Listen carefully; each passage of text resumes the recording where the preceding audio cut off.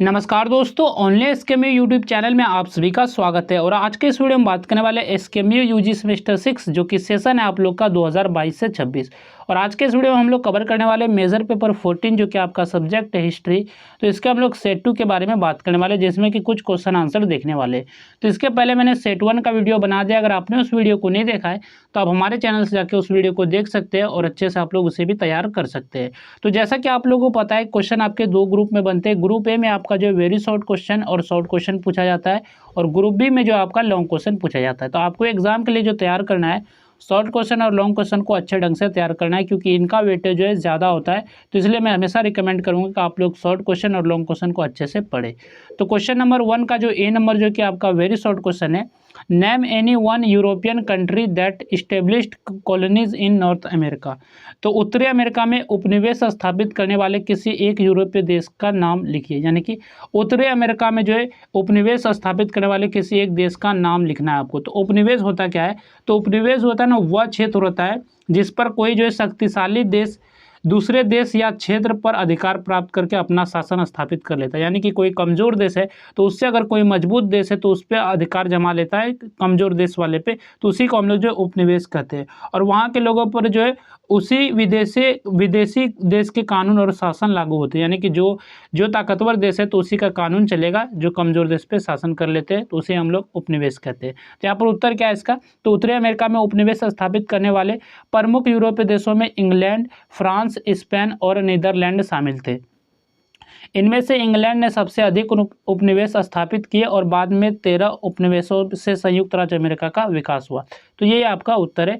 Next आपका question है, in which year did the American War of Independence begin. तो अमेरिकी स्वतंत्रता संग्राम किस वर्ष प्रारंभ हुआ? तो अमेरिकी जो स्वतंत्रता संग्राम 1775 में प्रारंभ हुआ, और यह युद्ध जो है ब्रिटेन और उसके 13 अमेरिकी उपनिवेशों के बीच लड़ा गया। तो और इस संघर्ष के परिणाम स्वरूप अमेरिका को 1783 में स्वतंत्रता प्राप्त हुई और संयुक्त राज्य अमेरिका की स्थापना हुई। तो अमेरिकी जो स्वतंत्रता संग्राम जो है 1775 में शुरू हुई, और जो 1783 में जो अमेरिका को जो स्वतंत्रता मिली थी। यही था आपका।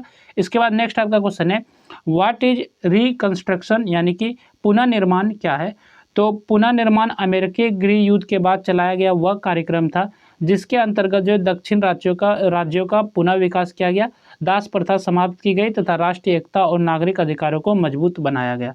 तो जब जो है अमेरिका गृह युद्ध समाप्त हुआ तब जो है दक्षिण राज्य में बहुत नुकसान हुआ था, और इसलिए जो सरकार ने जो टूटी हुई सड़कें, भवन, उद्योग और जो प्रशासन को फिर से ठीक किया था, और तथा मुक्त दासों को अधिकार देने का काम किया। और इसी पूरी प्रक्रिया को जो हम लोग रिकंस्ट्रक्शन कहते हैं, यानी कि पुनर्निर्माण कहते हैं। तो यह आपका क्वेश्चन था। इसके बाद नेक्स्ट आपका क्वेश्चन है, which war made the United States and imperial power. तो किस युद्ध ने जो है संयुक्त राज्य अमेरिका को साम्राज्यवादी शक्ति बनाया? तो साम्राज्यवादी शक्ति क्या होता है, तो इसके बारे में थोड़ा सा हम लोग बात कर लेते हैं। तो साम्राज्यवादी शक्ति जो होता है वह शक्तिशाली देश होता है जो दूसरे देशों या क्षेत्रों पर जो अपना राजनीतिक, आर्थिक या सैन्य नियंत्रण स्थापित करता है और अपने हितों के लिए जो उन पर जो है प्रभाव रखता है। तो यही आपका जो साम्राज्यवादी शक्ति होता है। तो यहाँ पर जो है किस युद्ध ने जो संयुक्त राज्य अमेरिका को साम्राज्यवादी शक्ति बनाया? तो 1898 का स्पेनी अमेरिकी युद्ध संयुक्त राज्य अमेरिका को साम्राज्यवादी शक्ति बनाने में सबसे महत्वपूर्ण सिद्ध हुआ, और इस युद्ध में विजय के बाद अमेरिका ने जो है कई विदेशी क्षेत्रों पर जो है अपना नियंत्रण स्थापित कर लिया, यानी कि अपना नियंत्रण स्थापित किया, यानी कि अपने कब्जे में कर लिया। इसके बाद नेक्स्ट आपका क्वेश्चन है, who was the president of the United states during the First World वार। यानी कि प्रथम विश्व युद्ध के समय संयुक्त राज्य अमेरिका के राष्ट्रपति कौन थे? यानी कि पहला जो विश्व युद्ध हो रहा था तो उस समय संयुक्त राज्य अमेरिका के राष्ट्रपति जो कौन थे उसके बारे में बताना है। तो प्रथम विश्व युद्ध के समय संयुक्त राज्य अमेरिका के राष्ट्रपति वुड्रो विल्सन थे। उन्होंने युद्ध के दौरान अमेरिका का नेतृत्व किया तथा युद्ध के बाद विश्व शांति के लिए 14 सूत्र प्रस्तुत किए। तो ये कौन थे? तो वुड्रो विल्सन जो है अमेरिका के राष्ट्रपति थे प्रथम विश्व युद्ध के दौरान। और युद्ध जैसे खत्म हुआ, तो युद्ध खत्म होने के बाद उन्होंने जो है 8 जनवरी 1918 को 14 सूत्र प्रस्तुत किए, यानी कि 14 सूत्र, यही जो आपका 14 पॉइंट से इसको प्रस्तुत किए। और इनका उद्देश्य जो है तो विश्व में जो अस्थायी शांति स्थापित करना और भविष्य के युद्धों को रोकना और देशों के बीच सहयोग बढ़ाना था। और उन्होंने जो राष्ट्र संघ की स्थापना का भी समर्थन किया। तो किसने? तो वुड्रो विल्सन ने। तो इसके बाद नेक्स्ट आपका क्वेश्चन है, तो शॉर्ट आंसर टाइप क्वेश्चन। तो क्वेश्चन नंबर 2 आपका है, explain the main features of the constitution of the United state of America. तो संयुक्त राज्य अमेरिका के संविधान की प्रमुख विशेषताओं की व्याख्या कीजिए। तो संयुक्त राज्य अमेरिका के जो संविधान है तो इसके बारे में आपको विशेषता बताना है, इसके क्या क्या विशेषता है। तो संयुक्त राज्य अमेरिका का संविधान जो है विश्व का सबसे पुराना लिखित संविधान है और यह संविधान जो है 1787 में बनाया गया और जो है 1789 से लागू हुआ था। और इसका जो मुख्य उद्देश्य था देश में लोकतंत्र, कानून का शासन और नागरिकों के अधिकारों की रक्षा करना था।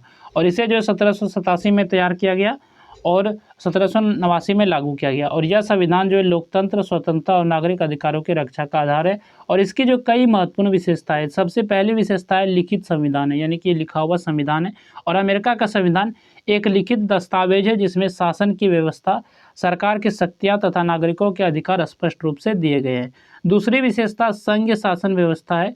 इसमें शासन की शक्तियाँ केंद्र सरकार और राज्य सरकारों के बीच बांटी गई है और दोनों सरकारें जो अपने अपने अधिकारों के अनुसार कार्य करती है, यानी कि केंद्र सरकार अलग कार्य करती है और राज्य सरकार अलग अलग, यानी कि अपने जिसकी जो अधिकार दिए गए दोनों सरकारों को उसके अनुसार जो है सरकार जो है काम करती है। ठीक है।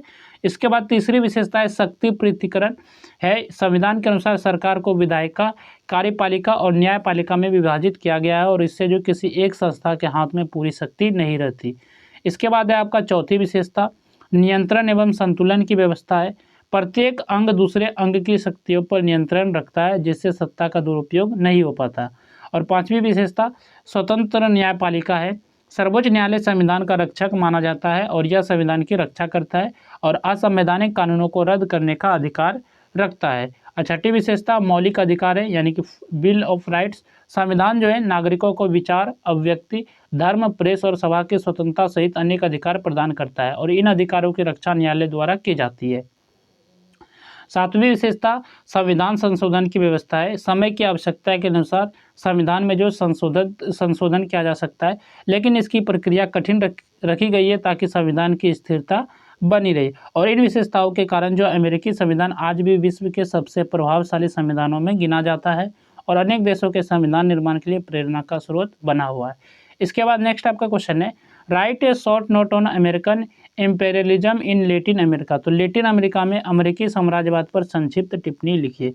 तो लैटिन अमेरिका जो है कई छोटे छोटे देश में जैसे कि क्यूबा, पनामा, निकारागुआ और जो हैती, अमेरिका ने इन देशों में जो अपने व्यापार और राजनीति और सेना का प्रभाव बढ़ाना शुरू किया और इसी को जो हम लोग अमेरिका साम्राज्यवादी कहते थे। तो अमेरिका साम्राज्यवाद के बाद और यहाँ पर जो 19वीं शताब्दी के उत्तरार्ध और 20वीं शताब्दी की शुरुआत में जो है संयुक्त राज्य अमेरिका ने जो लैटिन अमेरिका में अपना राजनीतिक, आर्थिक और सैन्य प्रभाव जो है बढ़ाना शुरू किया और इसी नीति को लैटिन अमेरिका में अमेरिकी साम्राज्यवाद कहा जाता है।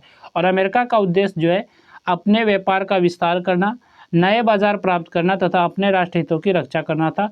और मोनरो सिद्धांत के अनुसार अमेरिका ने यूरोपीय देशों को लैटिन अमेरिका के मामलों से दूर रहने की चेतावनी दी और बाद में जो रूजवेल्ट सिद्धांत के आधार पर अमेरिका ने कई लैटिन अमेरिकी देशों के आंतरिक मामलों में हस्तक्षेप किया। उसने क्यूबा, पनामा, निकारागुआ, हैती और डोमिनिकन गणराज्य जैसे देशों में अपना प्रभाव स्थापित किया और पनामा नहर के निर्माण और नियंत्रण से अमेरिका की व्यापारिक तथा सामरिक शक्ति और बढ़ गई और इस नीति से अमेरिका एक प्रमुख साम्राज्यवादी शक्ति बन गया।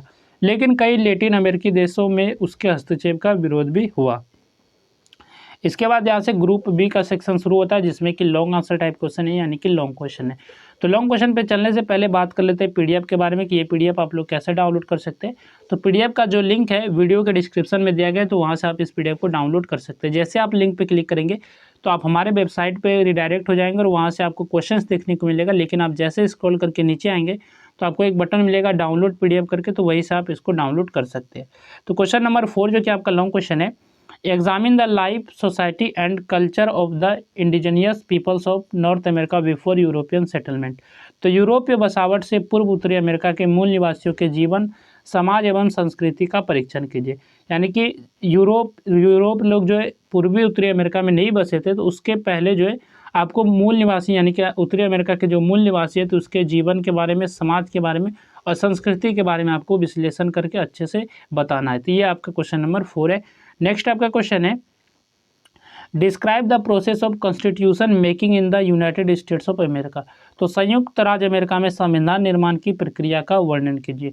तो आपको प्रक्रिया के बारे में बताना है, संविधान निर्माण का प्रक्रिया संयुक्त राज्य अमेरिका का। ठीक है, नेक्स्ट आपका क्वेश्चन है, क्वेश्चन नंबर जो कि आपका 6 है, evaluate the role and leadership of Abraham Lincoln during the American Civil war.